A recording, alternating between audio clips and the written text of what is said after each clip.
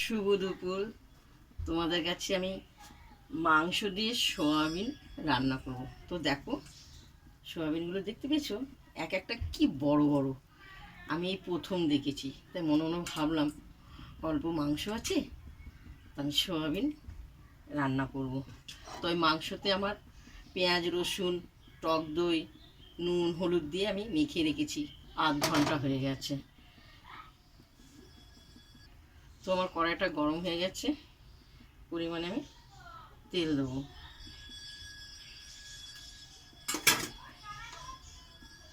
তেলটা গরম হয়েছে, আমি আলু লাল লাল করে ভাজবো। আমি একটু পরিমাণে হলুদ দিয়ে দেওয়া হলো, হলুদটা দিলে আলুটা ভাজাটা ভালো হয়। একটু লাল লাল করে ভাজা হবে আলুটা। আলুটা ভাজা হয়ে গেছে, খুব সুন্দর লাল লাল করে।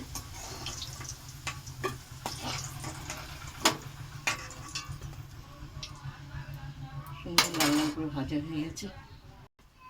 তো আমি তেলে জিরে প্রথম দিয়ে দেওয়া হলো, তেজপাতা দিয়ে দেওয়া হলো, এলাচ ফাটানো আছে দিয়ে দেওয়া হলো।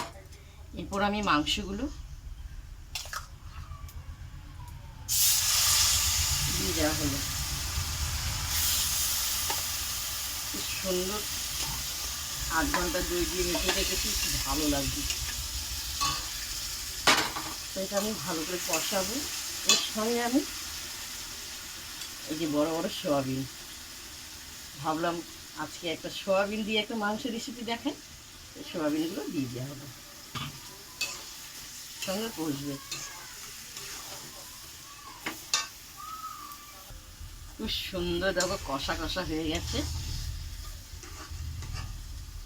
সোয়াবিনটা বুঝতেই পারবে না এটা মাংসই হয়ে গেছে। তো এরপর জল ঢেলে দেওয়া হলো, কষা হয়ে গেছে।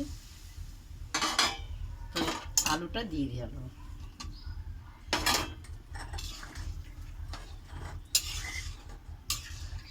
এরপর ফুটবে ভালো করে, টকবক টকবক করে ফুটবে, জুড়ে দেওয়া হলো।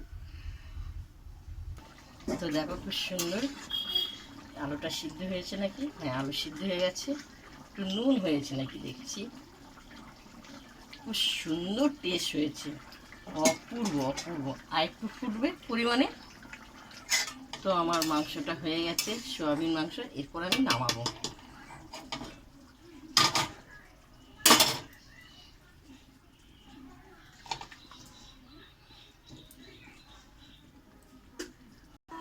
এই দেখো খুব সুন্দর কষানো কষানো হয়েছে। তো আমি সোয়াবিন খাবো, মাংস খাবো না। এই যে একটা সোয়াবিন নেওয়া হলো, খাবো কেমন হয়েছে। তো দেখো, দেখতে পেয়েছো, খুবই গরম।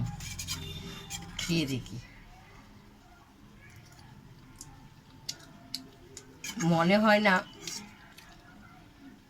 সোয়াবিন মাংস। আমি প্রথম সোয়াবিন, বড় বড় সোয়াবিন দিয়ে মাংস দিয়ে রান্না করলাম।